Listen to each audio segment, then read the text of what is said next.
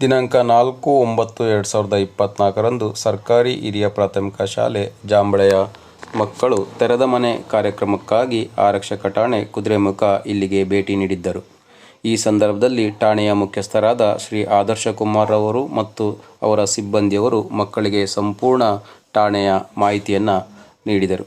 ಈ ಸಂದರ್ಭದಲ್ಲಿ ಮಕ್ಕಳು ಆದರ್ಶಕುಮಾರ್ ರವರಿಂದ ಠಾಣೆಯಲ್ಲಿ ಬಳಸುವ ಎಲ್ಲ ವಸ್ತುಗಳು ಮತ್ತು ಠಾಣೆಯ ನಿರ್ವಹಣೆಯ ಕುರಿತು ಸಂಪೂರ್ಣ ಮಾಹಿತಿಯನ್ನು ಪಡೆದರು. ಈ ಸಂದರ್ಭದಲ್ಲಿ ಸರ್ಕಾರಿ ಹಿರಿಯ ಪ್ರಾಥಮಿಕ ಶಾಲೆ ಜಾಂಬಳೆಯ ಮುಖ್ಯೋಪಾಧ್ಯಾಯರಾದ ಶ್ರೀ ಸತೀಶ್ HR ಮತ್ತು ಶಿಕ್ಷಕ ಸಿಬ್ಬಂದಿಯವರು ಹಾಜರಿದ್ದರು.